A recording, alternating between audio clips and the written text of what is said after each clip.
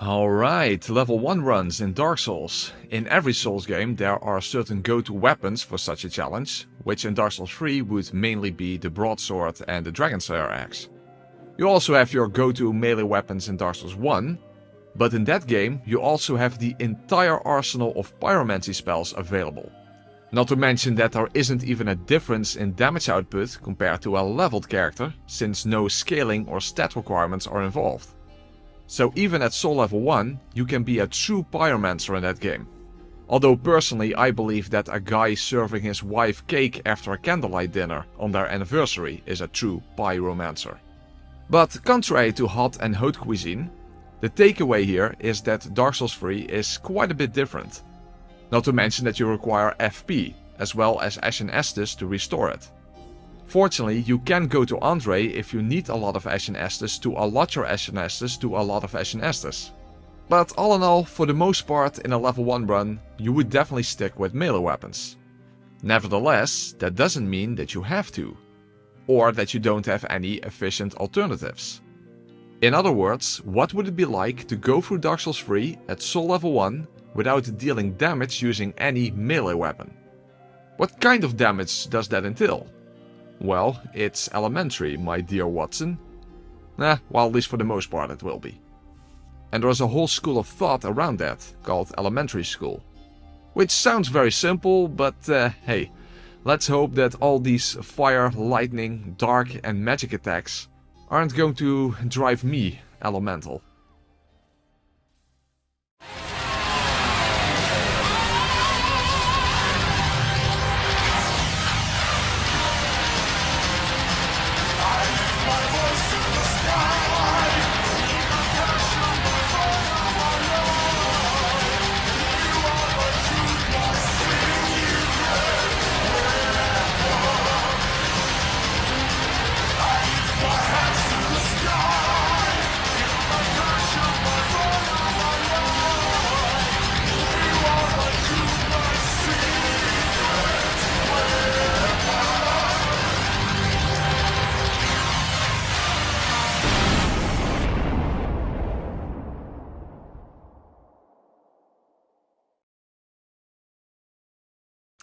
Alright, there we go. First let's get rid of our equipment.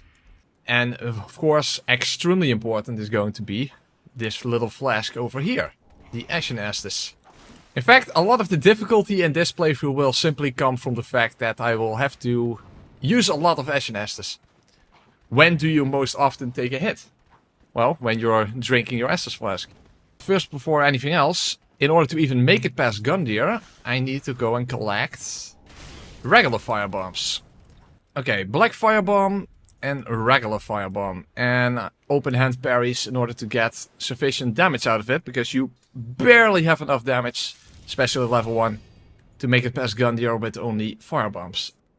Now, okay, let's not mess up, otherwise I have to recreate my character, and that sucks. Okay, so let's not throw a second one. Another parry. Another bomb. Another parry. Another bomb. Another parry. Another bomb. Now he's going to change, of course. Let's wait until he's out of his transformation, because he will take reduced damage now. And switch to the regular firebombs, who do substantially less damage, as you can see. Okay. And the final one should do just enough damage in order to take him down. There we go. That is Gundyr SL1 without a melee weapon. All in all, we're not going to rely on consumables that much, but what else could you have done at Soul level 1, at the start of the game? When life gives you lemons, you tend to throw firebombs at everything. But by reaching Fireling's Shrine, we can exchange our thick lumpy wood for a thin and longer stick. Because somehow that makes the magic happen. Although not exactly a lot of it. Sure, magic can be very powerful in this game, but not exactly at level 1. However, if you shard all over your stick, it paradoxically becomes a little less shitty. On top of that, we can boost our magic damage output by using the catalyst Weapon Art, also known as a Wizard, which makes dealing magic damage piss easy. Regardless, despite the damage looking pretty decent at least, it is still Vort's highest elemental resistance, providing him with the element of surprise when I couldn't actually deplete his health bar during his Ice Breath attack. Oh my god, are you Boreal right now? Yeah, the thing is that you hardly ever get to deal with Vort's second phase. And the thing is that it's more dangerous than you might think. Because for some reason his entire body becomes a giant hitbox now with every attack. Which wasn't the case before. Yeah, many low damage output challenges against this vile watchdog are still hounding me to this day. Which fortunately provided me with the know-how to survive long enough for a second Ice Breath attack. Oh, but as a final little insult, I still got frostbitten in the end. Which, to be fair, I didn't mind so much, given that I was doing this playthrough during a freaking heat wave. So consider that an additional challenge to this challenge. Let's just call it an environmental hazard. In fact, let's add even more fuel to the fire, because now we have access to pyromancy. Meaning that we need to free Cornyx from his cell. Or do we? Because that's the weird thing about freeing NPCs in this game. They are supposedly trapped, but they will leave their cell by simply teleporting out of it. Well, in the case of Cornyx, he calls his cage his humble abode. So evidently the housing crisis has hit the world of Lothric as well. Despite of being a mage, he is still just a rat in a cage. Poor guy has almost nothing. Well, my fellow Dutch people will now understand why his name is Cornix. But even though this rat is as poor as a church mouse, and based on his age even more grey than Grey Rat, he was still prepared to give us a warm hand out of generosity. But we also give him something in return for our main pyro spell. You would think that the lack of a melee weapon automatically implies the benefit of range. But that's not necessarily the case, as this spell has even less range than most melee weapons, and also less range than it has visually, unfortunately. Regardless, it can output some really decent damage, and it's rather quick. And fast cast is best, unlike the rest. Especially with the Sage Ring equipped. Oh, and on the side note, in this playthrough I did constant accidental gestures for whatever reason. And no, not on purpose just to be funny, because I'm not a gesture jester. But speaking of rings, the Swamp Ring that specifically boosts damage from pyromancies by 12% is for whatever reason dropped by a specific crab. But we will have to kill it quickly, because it will heal if it digs down into the ground. Art thou feeling it now, Mr. Krabs? Uh-oh. Well, now I'm not feeling the lower half of my body anymore because of the sheer power of its powerful shears. What a clawful experience. And no idea why this crab drops this specific ring, but it is located near a dead pyromancer, containing the outfit from DS1, and a pyromancy tome, which will give us access to poison mist. So I assume there is some sort of a lore reason here that I'm not aware of. Just like I'm not aware of the lore reason that all but one of the Lords of Cinder, well, technically two with, the Soul of Cinder, but most of them are weak to fire, despite literally being on fire in their Cinder form. So perhaps it's because all of their fire resistance went to Yorm, and that's why he is immune. In fact, the damage output of Great Combustion was so great that I was about to combust a nut. Although, on the other hand, I did not have a flame. But as a contrasting point of view, in hindsight it might have been better to use Fire Orb instead, in order to sneak in some attacks from a distance. After all, even when not using a melee weapon, you tend to revert to melee type strategies given the extremely short range of this spell. And the benefit of speed doesn't particularly matter in this particular fight, given the Watcher's random hyper armor. On top of that, how many times you get what normally would be a backstab opportunity is rather RNG dependent. And the reason for the pointy hat is because these guys are just a bunch of dickheads. And that's exactly where you wouldn't want to feel a burning sensation. Ah yes, the Abyss Watchers. It would be fun to play as them together with JK Leeds while our own viewers invade us mimicking the hostile Red Eye Watcher. Hint hint, link link. Now after the fight we obviously went to Smoldering Lake, because not only can we acquire a ring there that boosts pyromancy by a whopping 20%, and enough large titanite plus a titanite chunk to upgrade all the way to +7 already for a massive damage increase, But we can also acquire Toxic Mist from a lava pool in Lost Izalith. Although we can't use it until we acquire the Priestess Ring much later in the run. But there are also 2 additional Pyromancy tomes here, although Cornyx will only accept one of them, as the other requires a female teacher, which will have to be Carla. So that's also only applicable later on. In case you don't know, Carla is this game's Yuria. But not the Yuria of this game, but this game's version of the other Yuria from the other game that looks like Carla and not like this game's Yuria, but has the same name as Yuria from this game, but is essentially the other game's Yuria, but now in this game, minus the name, I think. And speaking of female teachers, by making use of the spook spell, I quickly made my way to Irina in order to viciously murder her for the tower key and the Saint Ring. And don't worry, if you Homeward Bone out of her cell, Egon outside won't know that you have murdered her and therefore won't retaliate.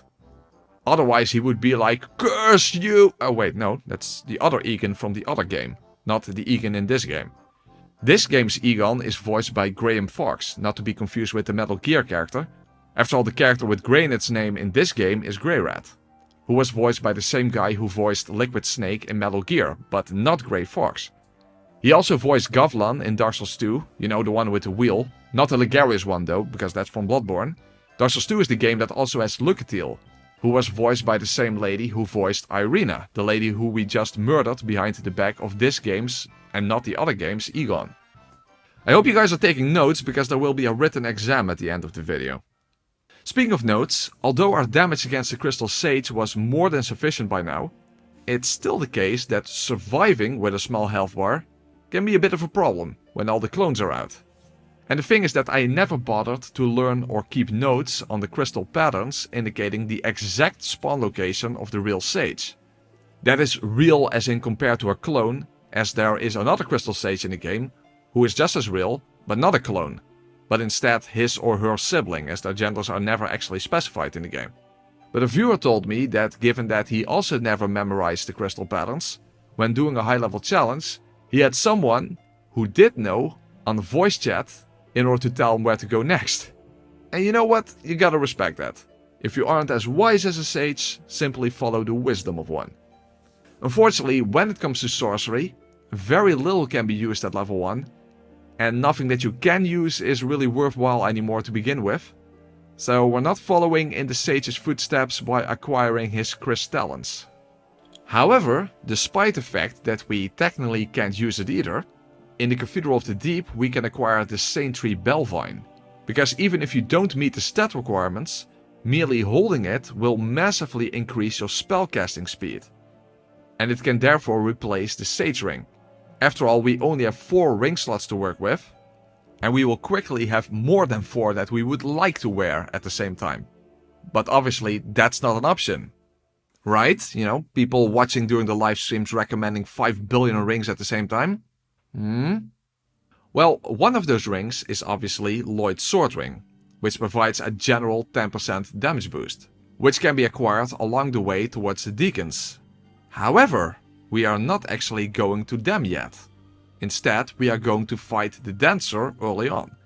After all, we cannot get more powerful at this point in the game anyway, but we can after gaining access to the castle. On a side note, in an earlier stage of development of the game, the Dancer was actually a male character, Sir Dan, but then they chose to flip it around to Dancer. And despite this Ice Cold lady not being particularly weak to fire, my damage output was actually quite impressive. In fact, I almost first tried her with such a fast attack, but the problem is that the Ashen Estus animation is anything but. And therefore using it haphazardly is an unhappy hazard that is an inevitable part of using so much FP while having so little of it. And the thing is that in the second phase you don't want to create a distance from her. Instead you want to stick behind her as much as possible. And yes, I am quite aware that several years ago I did the exact opposite. Okay, and this time be careful for the backwards attack. So don't immediately use Ashen Estus. There you go. Now use it. Oh, but now... Okay, now I just... that was dumb. Okay, let's heal first.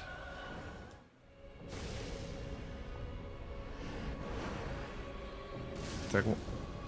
Yeah. That's better. And now she's dead. Okay. Still not flawless, but it was good enough at least. So, with the dancer now doing the Dance of Eternity, and us dancing on her grave, we can make our way into Lothric Castle in order to hunt down a large collection of Titanite chunks. Large enough, in fact, to upgrade all the way to +9, with 6 chunks remaining, which is very beneficial as we will not be using pyromancies exclusively. And by acquiring an early Titanite slab from the Ashes of Ariandel DLC. Oh, and on a side note, next time, the Snake Eater ladder scene in PS5 graphics. But because of the early Titanite slab, we now already have a fully upgraded Pyromancy Flame. And you would think that would absolutely deconstruct the Deacons, especially since we also have a complete ring setup. But I wasn't as impressed by it as I thought I would be. So I suppose I should have switched to the Chaos Fireball, so I could hit entire groups together with a single attack and have the additional lava damage. Regardless, this was still more than sufficient, as you would expect, especially by making use of the alluring allure of the Alluring Skulls to lure them away from the main Deacon. So, as long as you stay focused and don't break your deconcentration, these priests will find themselves in deep trouble, singing a whole different tune, given that they have to perform as their own choir, also known as a deconcert. And to be fair, the prospect of using a +10 flame against Wolnir was certainly music to my ears. And what the fuck was that? Oh, well, where there's fire, there is smoke. Or Scorpion. God damn it, he somehow managed to pull me back into the mist. And yes, I technically could have cheesed him with my own version of mist, namely Poison Mist, without waking him up. But the thing is that once he is awake, that's a missed opportunity. But at least my damage output was actually quite insane. But despite of that, Wolnir did pull the wool nearly over my eyes again. But this time I wasn't so blindsided to perish that way a second time. Perish the thought though, that certainly.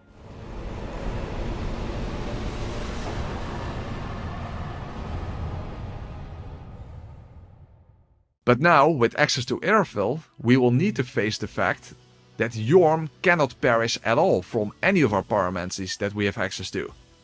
Yes, it's true that we could already acquire Black Flame from Carla, but using that pyromancy at level 1 requires both the Priestess Ring as well as the Scholar Ring. The former is behind Champion Gundyr, and the latter is obtained from the Millman. And the second ring I just mentioned is obtained in the Archives, meaning that Yhorm would have to be defeated in order to access that ring in the first place. However, lightning damage would do well against Yhorm, as well as against Osiris, and despite not being able to use any offensive miracles at Soul level 1, with Greirat now in Aerfil, we could acquire the Knight's Crossbow, which adds inherent lightning damage to any bolt that you use on it, but that's even more powerful in combination with lightning bolts, which you also can acquire from Greirat. Although in my opinion those should have been called bolt bolts, but that aside, in order to get Greirat's new inventory, a boss will need to die first. And the Balsec tree has minus 40% fire resistance, and we already have a fully upgraded Pyroflame. So, time to really put our flame to the testicle. Well, here's the thing. Not switching to Chaos Fireball or Fire Orb did in fact make a massive difference. Because damage output means fuck all nothing when you can't fucking hit anything. Somehow this boss managed to hit me in the balls. Because in every sense of the word, this boss is a complete load of balls. So instead, in a manner of speaking, it was time for some hand-to-hand combat. Interesting detail by the way, that two of the worst From Software bosses, Bat of Chaos and this one, are both made out of wood. Well, I assume they wanted to branch out their boss designs, but my response to that is, why would you? Yeah, I guess they couldn't see the woods for the trees. Regardless, the point of doing this was to get access to Greirat's second inventory expansion. I sure hope that we don't need anything from his third trip into Lothric Castle, after all he is dead already. However, then I also realized that I simply didn't have enough large Titanite shards to upgrade the Knight's Crossbow in the first place. Now sure, you can acquire a bunch of them in Aerfil itself, But the quickest way was to simply defeat Pontiff first in order to gain access to the Eastern Ashes. Of course, that does imply that you have to deal with several dogs along the way. And should I tell you how many skulls you need to keep the dogs away? Okay, 9. Anyway, I actually wanted to save Pontiff until after I acquired the Priestess Ring, so that I could use Toxic Mist on him.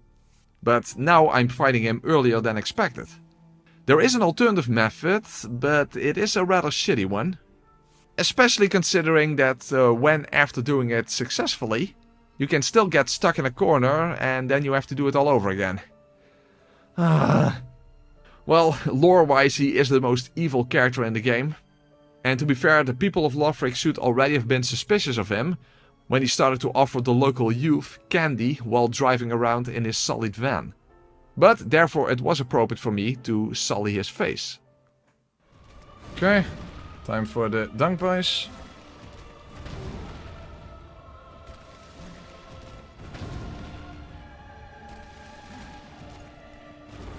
Don't like the staircase here.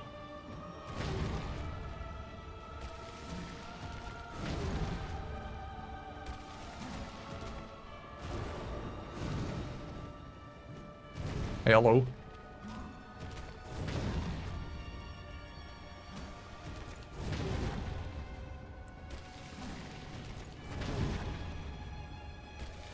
Okay, good. Oh, that's actually not smart, but well, whatever. That's fine, that's fine.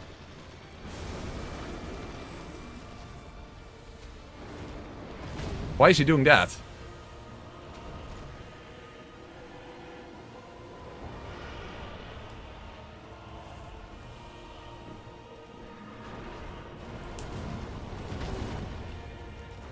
Fuck, I didn't have the Great Combustion equipped.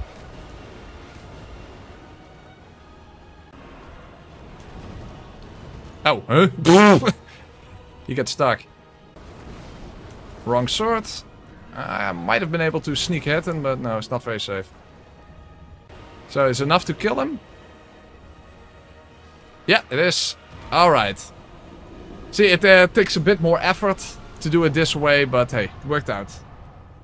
So in the end, after being shat on, Sullivan died from a deadly Pontifex infection. And that in turn allowed us access to the Eastern Ashes, and together with the 6 Titanite chunks I had remaining, that means we have a +8 Knight's Crossbow with a whole collection of bolt bolts. And that might sound less effective than a +10 Pyroflame, but you would be wrong about that. Sure, crossbows in general might be pretty bad, but especially for a level 1 character, surprisingly this turns out to be a pretty damn effective weapon. You can even get bonus damage by hitting Osiris in the head. But of course that is not going to save you from his dreaded instant charge in the second phase, also known as the Osai Rush, which can do also a lot of damage. However, if you can get him stuck behind these branches, you can use your bolts without being bolt. Mahahaha, you see, as long as you don't turn branches into a boss with balls, you can actually go pretty nuts with them. And therefore, with this boss crossbowed off our list, in order to acquire the Priestess Ring, to obtain 5 additional levels in Faith while still remaining at level 1, only one more boss is standing in our way. Gundyr oh dear. Well, actually he is really easy to deal with. If you simply parry him, get 2 attacks in, parry again, get 2 more attacks in, then another parry for another attack plus a little sip of Ashen Estus to restore all of your FP. Rinse and repeat, and then do everything perfectly until you die at the very last attack. Son of a bitch variety. You know, in hindsight, I could also have killed him with Dung Pies like I did with Pontiff. But then again, this Gundyr is the kind of champ you pee on. And although there are tons of attacks in this game that get you pissed off, there isn't a single one that gets you pissed on. Nevertheless, with access to the Priestess Ring now, we do have access to new attacks. Now probably the first pyromancy that would come to your mind would be Boulder Heave. However, since that one already played such a huge part during my Infinite Stoneflesh mod challenge, I actually wasn't planning on using that pyromancy at all this time. That doesn't necessarily mean, though, that circumstances cannot compel you to make a change to your original plans. So let's just put a pin in that one for now, which would have to be a solid hardened steel pin smashed into it with a sledgehammer. But it doesn't matter, since we don't even need any new attacks yet, given that we first have some cleanup left to do. Although technically I am using a new attack. One I probably should have used before, namely the Chaos Fireball. Which, interestingly enough, doesn't even have stat requirements in the first place.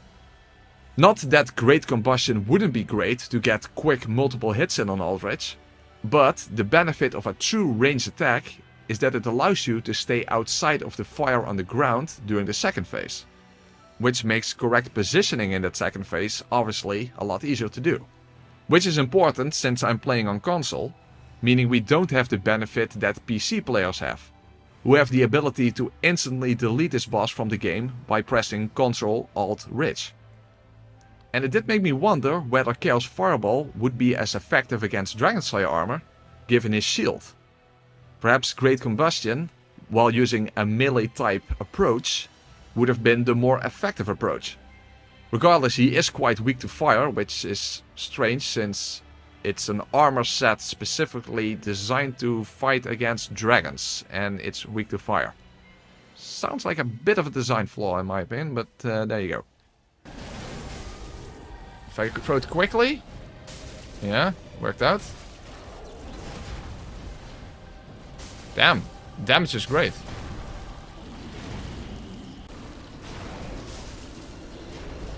Whoa.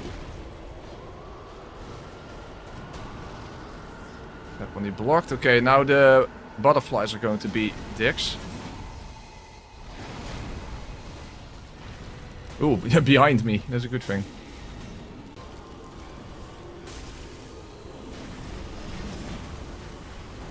Whoa! That almost got me. Okay, roll backwards. Yeah, you can't defend from that. Okay, it's a guess. Worked out. A bit of a guess again. Oh, I thought maybe the lava would finish him off.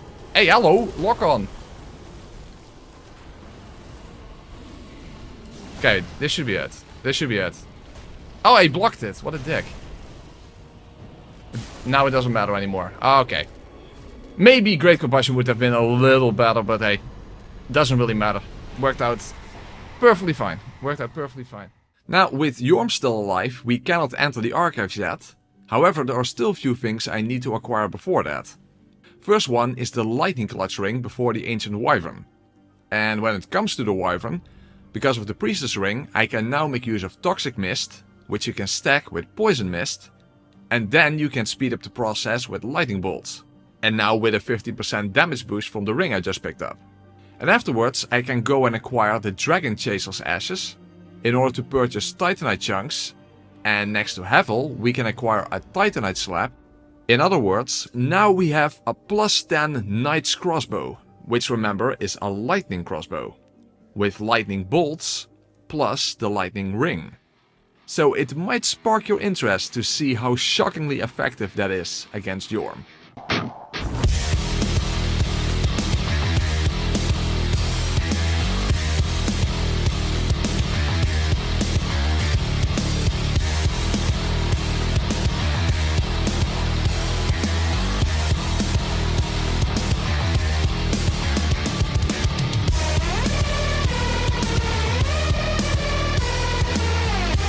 Oh, I've got a follower now, so bye. But other than lightning damage, we also have access now to dark damage by freeing context dependent Yuria from her cell. Well, freeing her is also context dependent, since like all the other NPCs she can literally just teleport out of there. However, in order to use Dark Flame, we also acquire the Scholar Ring. Fortunately, with Yorm down, we have access to the archives now. And I thought I was being clever by using Toxic on the Crystal Sage twice, and then get her health as low as possible using some bolts. So that after the teleportation, it will be an easy kill, right? Hey, lock on! What the fuck? Hey, yeah, no, What the fuck was that? The lock-on fucked me over. Well, it turns out that the Sage won't teleport at all if you simply use miss attacks exclusively. So the chat was being more intelligent here than I was. Well, hey, first time for everything, right?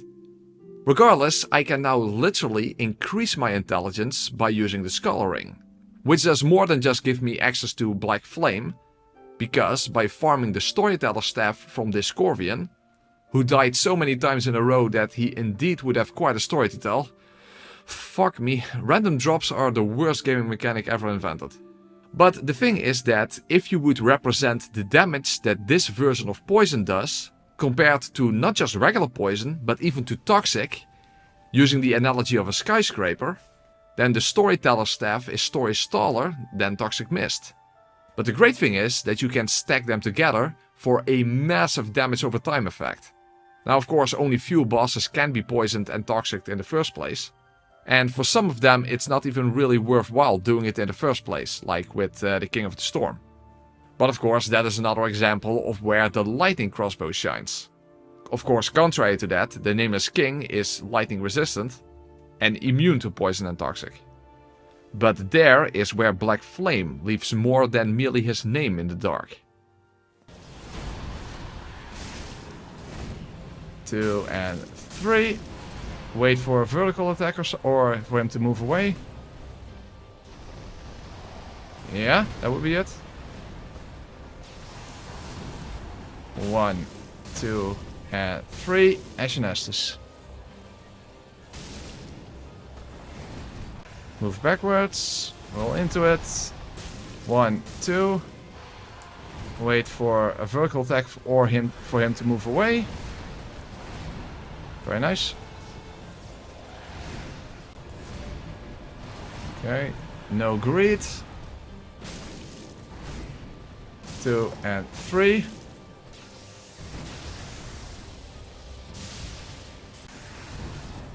One, 2, Ashen Estus.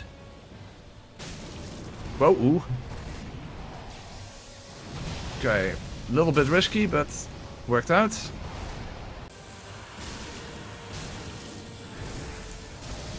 Just to be safe.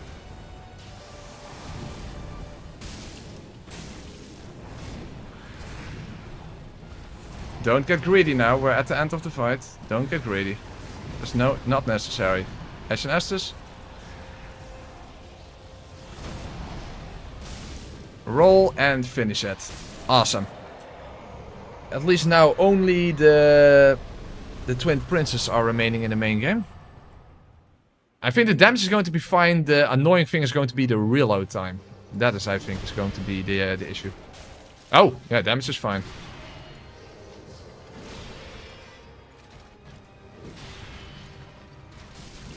Oh fuck! Oh, even the actual animation itself is already... Fuck!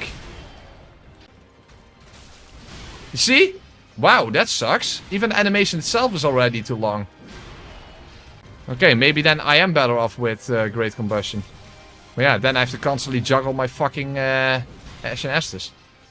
Then again, if I constantly get hit, I have to use my regular Estus, so... Not that much of a difference. Or I simply have to be a little bit more careful with my attack timings. However, there's actually another thing I could do. I mean, if I want to make sure that I can finish the playthrough tonight, then it might be a good idea to do that. And I think you know what I'm referring to. Oh fuck, I'm not in the right position, so I fucked up. I thought that wouldn't kill him yet. Okay, so... No. No. No, I was literally on top of him. Well, let's just see how far we get. The thing is, in this phase you absolutely want to be close to him. First of all, because that might allow you to hit Lothric instead. But also because of the projectiles.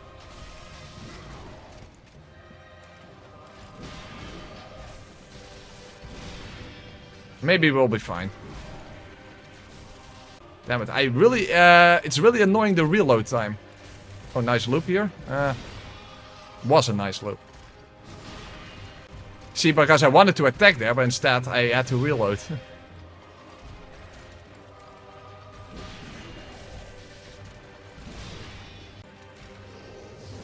Oh, that is not good.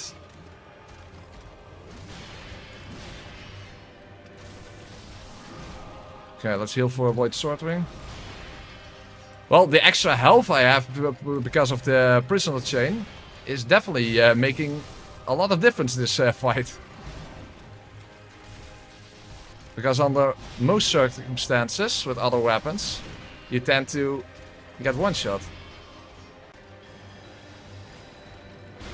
Okay. That should be enough. Okay, I don't have to even worry about this explosion. Okay. It did work out. We had to tank quite a few hits, which is not what you would expect at level 1, but hey, it's in a way it's better than the cheese, right? It's better than the cheese, because what of course I was trying to do is to start the... That gesture is finally appropriate. I was to start here so that you can just... that the AI is frozen and you can just hit Lothric without aggroing Lorien at all. So I think this is actually better. And then we go from 2 princes to 2 other princes. Or one of them will be, but both of them could be. But not at the same time. Well, unless you have that absurd glitch happening that occurred during my no stamina challenge. Yeah. But the problem with the DLC bosses isn't merely that the amount of HP that you have to deal with goes up, but so do their defenses. And either of the Schrodinger's demon princes provides a clear demonstration of that. Because I expected to be in my element dealing pure dark damage with Black Flame. But I was actually pretty disappointed, especially given the fact that I could merely get 3 casts off per FP bar, which actually made it mathematically impossible to go through the entire fight using that spell. In fact, I would hardly have enough casts for the first phase in the first place. And no, the Dusk Ring would not help. Not only would it guarantee that anything now would one-shot me, but a single extra cast isn't that meaningful if you have to give up a plus 20% damage boosting ring in order to use it in the first place. Now, you might think that if you don't have enough FP, the solution is simple infusion. Alright, that gives me this simple gem. Kinda weird, why is it called the simple gem? Stunt development? To help even a simpleton muster some metal. Now that's a sentence. To help a simpleton muster some metal. Power chords are also the way for a simpleton to master some metal. Well, no, that is not so simple at all. Because even holding 2 plus 10 simple infused weapons provides regen that is still so slow that it would take about half a minute to get a single cast back. Well, how about the crossbow then? It doesn't use any FP, but again, not enough resources, because 99 lightning bolts are not sufficient. Meaning I would have to rely on heavy bolts as a backup, which do significantly less damage. You might think that bleed bolts would help, but Grey Rat was a little bit too dead to go on his third trip to Lothric. So that wasn't an option either. And the thing is, you actually get bonus damage from doing headshots, but the lock-on point is just a little too high, making you miss their heads most of the time. But you know, at least this does work in principle. It's just really, really slow. Especially since you have to reload after each shot, making it also not exactly as safe as you would expect from a ranged attack. But what it comes down to is that when after 5 billion eternities you manage to make it through the first phase, perhaps even without taking a single hit in the process, but then you suddenly get one-shot by a nonsensical off-angle attack out of nowhere when the boss's AI was having a seizure, or when you all of a sudden can't run when you absolutely have to in order to avoid the laser in time, and still having to endure the lingering heat of the heat wave, you know, in actual real life, I was like, fuck the ever-living fuck out of this shit. So despite me not planning to use it, but when bolts don't do the trick, you need something even bolder than that. And the perfect way to deal with all this boulder dash. And thus I acquired Boulder Heave, in order to get out of this hell using some heavenly heavy heaving. And it has a very nice double hitbox when attacking the demons from the side. And also great stagger potential, allowing you to make the demon from below hit rock bottom and have the demon in pain experience the pain of a kidney stone. Now of course we are again reliant on FP, but you need way less FP per attack than with Black Flame, and only the Priestess Ring, and not also the Scholar Ring, allowing for a better ring setup, and therefore hopefully at least some survivability. But again, we are fighting the Demon Prince at level 1, and for some reason I feel like the game's AI has become self-aware, or perhaps Miyazaki himself is controlling each individual copy while laughing at our misery. At this point I wouldn't be surprised by either anymore. Oh, fucking lock on? Okay, worked out.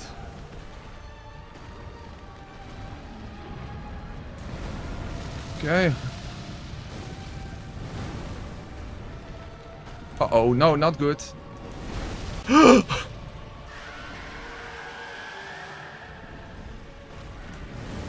Fucking hell, dude. Wow. So glad I survived that at least. I still get hit? Can you fucking die already? I hate that you exist. I always said that this was one of my favorite duo fight in the Dark Souls trilogy, and basically one of my favorite fights in this game, but after this one I suddenly hate this fight. I don't know why that is, but all of a sudden I just absolutely hate this fucker. Even with Boulder Heave, that was balls of stone or anything else. It doesn't even fucking matter. Don't know why that is. Being a chance for the boss opinions will change all the time. Yeah, that's basically what it comes down to. Alright, so now we're finally rid of the last remaining D-Monarch, meaning it was time to head into the Ringed City. Now, I was expecting that lightning would inflict more damage against Midir than the pure physical damage of Boulder Heave. But that was actually not the case. Perhaps that makes sense because hitting the side of his head with a stone could cause a concussion, whereas a little pointy stick in the side of his head would at best cause a mid-ear infection. However, despite that, I still chose to go for the Bolt Bolts. Yes, it did less damage per hit, but you can simply get more hits in a shorter time and more consistently. After all, it's an actual range attack. It still did take quite a long time, especially because you can't do the riposte after breaking his head. But the thing with Midir is that it's an incredibly consistent boss fight, and what attack you have available rarely makes an actual difference, at least when it comes to how you approach the fight. Well, unless you try to defeat him without using any stamina, because then he becomes the biggest obstacle in the entire game, together with Gil. However, Gil was not an obstacle at all in this playthrough. Neither was getting to him in the first place. But to be fair, I think it's lore accurate to say that this here is the canonical way for Half-Light to die. And if not, I declare that it is anyway. But the thing is that Poison and Toxic are simply so damn effective against Gil's massive health bar. And given that the Storyteller Staff's poison is far more powerful than even Toxic is, I was quite literally shocked when all of a sudden he was already in his third and final phase. And so was he, since I was using the lightning arrows to speed up the process from quick to lightning fast. And hey, that's fair game, because he had lightning on his side as well. However, Frida was a completely different story. And not because she has Ariandel on her side. He's the least of our worries, given how susceptible he is to poison and toxic. But Frida's resistance is much higher, but the real issue is that it's a complete RNG clusterfuck whether you can poison her to begin with. After all, she might happen to lore walk towards you and then stay in the cloud long enough, or simply dash all over the place, never staying in one location long enough. But to make it worse, when using a crossbow against her, not only can she input read, dodge away or practically iframe through your bolts, in general your bolts hit whenever the game feels like they should hit. And when they don't, even when locked on, and you're like, why didn't that hit Frida? The game's like, none your business. Well, at least when she's on the ground after the second phase, you can already keep casting to get the build-up going before she can even start attacking you. However, even when you manage to pull it off, that's not gonna be sufficient. That damage is not going to cross the line. So in order to defeat the Lady of the Cross, you will need your crossbow and cross your heart and hope to die. Whoa, wait, all the way there? What the hell? Where is she? Yeah, I didn't see her. Come on. I had no idea where she was. Okay, now let's do the same, but instead let's cross our bow and hope not to die. Because what kind of a stupid expression is that in the first place? Okay, have a bolt. Good. Oh, move away. Reload. Yeah, I have a bolt. Okay, good. Uh-oh.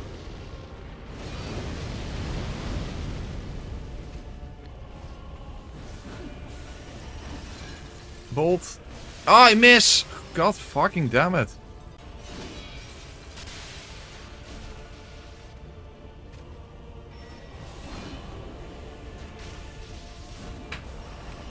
No! Okay, find an opportunity to heal. Okay, good.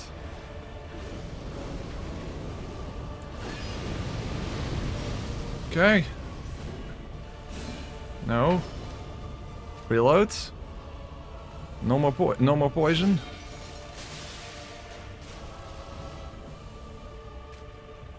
No.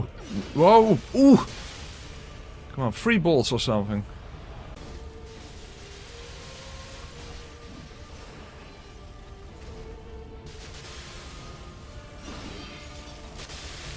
Okay. Is this the final one? Ah! Yeah, kill her! Yes!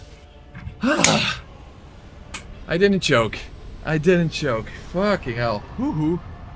That was tougher than I thought, that's for sure. You think that, you know, given that the poison makes so much difference. And they have a range attack, but yeah. A range attack in this sense is not that good against Frida. Especially when you feel completely out of control whether it will actually hit or not. Now, of course, there are certain opportunities where you pretty much guarantee a hit. So like after the grab, for example. But still. Okay. Soul of Cinder. Come on. Huh? That also missed? How the fuck? How do all these arrows miss? Dude, there's really something wrong with the aiming of the crossbow. Come on. I mean, I understand missing when you manually aim, but come on. Yeah, he literally rolled through it like a player. Oh my god. Yeah, I couldn't move. Come on. Remember that our conclusion was that the Knight's Crossbow is actually way better than expected on SL1? I changed my mind. It's not good for anything because it never hits your fucking target anyway. No, that was not safe. Why did I do that? Oh, no Lloyd Swordring. Very helpful.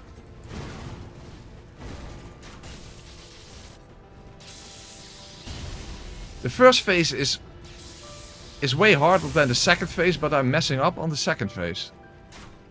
Well, it would have been over if my attack simply hit. That would have made a shit ton of a difference. Yeah, follow up. Good. Oh, okay, then I'll have to reload. There's at least something.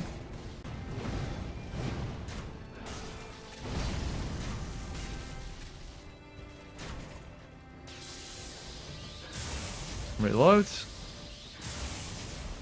Shoot. And it's finally over. Fucking hell. Again, the whole premise of this run was to quickly do something quick and easy. So it's more or less just kind of straight to the point. To just quickly get another video out before the Snake Eater remake. And it kind of turned into way more of a shit show than I ever could have expected. Basically, some of these non-melee options are good or even great in specific contexts for level 1. But for the most part, the Dragon Slayer axe is meta for a reason, evidently.